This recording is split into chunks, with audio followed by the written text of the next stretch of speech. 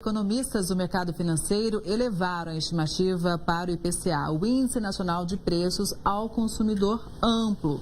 Passou de 4,55% para 4,59%.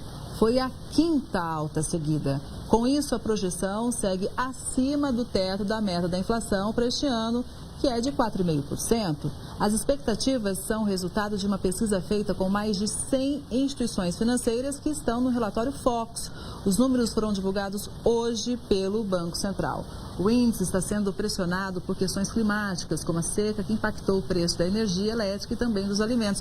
Para entender quais são os reflexos disso para a nossa economia, a gente faz conexão agora com o Ricardo Buzzo, que é economista. Ricardo, eu citei alguns exemplos, mas as eleições americanas também têm pressionado um pouquinho aqui esse resultado, com o dólar lá nas alturas também, hein? Boa tarde. Boa tarde, Kelly. Prazer estar aqui. Nós tínhamos, de fato, como você disse, uma meta que podia chegar no máximo, na tolerância 4,5%. Na semana passada, essa expectativa já foi rompida para 4,55% e hoje conseguiu piorar ainda o ânimo. Então, nós começamos com os externos, né? Porque dólar, a questão cambial, ela afeta toda uma cadeia de produção, não só o que é importado, mas aquilo que é produzido e precificado em dólar, como commodities, né? Açúcar, soja, o complexo soja, que é importante, e combustível. Combustível, ele contamina em geral a cadeia de preços, né? E isso se deve, claro, aos fatores externos, por exemplo, China, eleição nos Estados Unidos, que vocês acabaram de discutir aí, mas também o aspecto doméstico da política fiscal, dessa evolução da nossa dívida em relação ao PIB, ela alimenta esse efeito câmbio que é bastante prejudicial para a inflação, principalmente nesse momento mais crítico. Exatamente. Vamos lembrar que o dólar já variou praticamente 20% nesse ano, né? Muita coisa. E a pergunta que fica é onde que vai parar, né? Vai continuar subindo? Sim. Olha, diante desse cenário todo, Ricardo, vem uma notícia importante para a gente comentar aqui.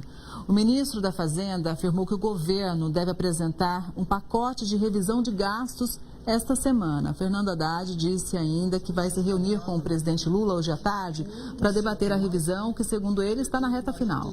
O ministro até cancelou uma viagem à Europa que faria essa semana para definir a agenda de cortes.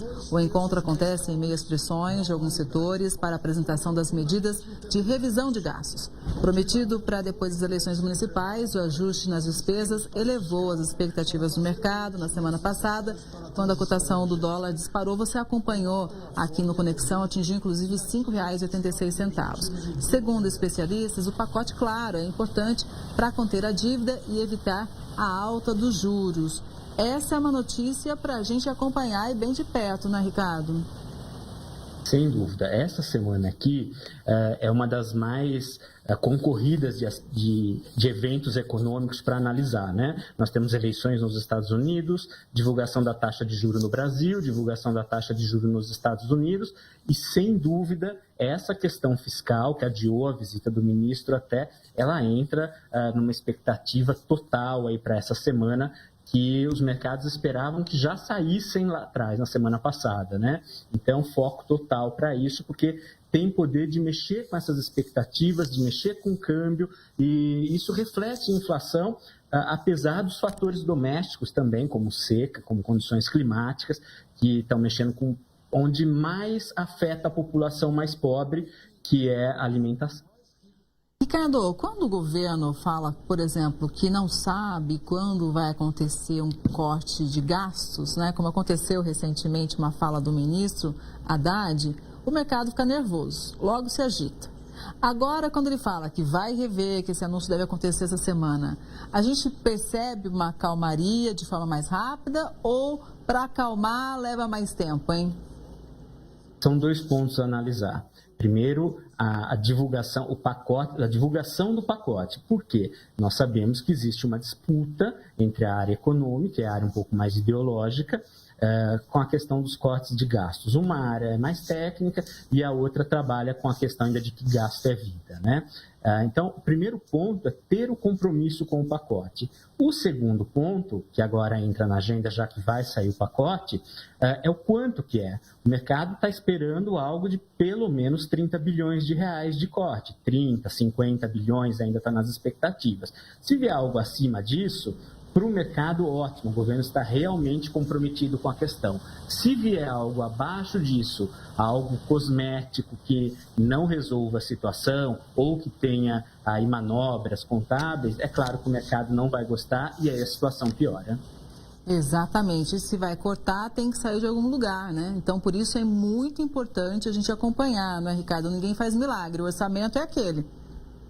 Isso. A ideia é como numa empresa, é da eficiência. Gastar é necessário, mas que eu tenha o maior retorno possível. Então, que eu saia daquelas despesas que não dão retorno social, que não dão retorno econômico, que não dão retorno fiscal, que eu consiga realmente sair daquela história que tudo que é feito pelo setor público precisa custar mais caro.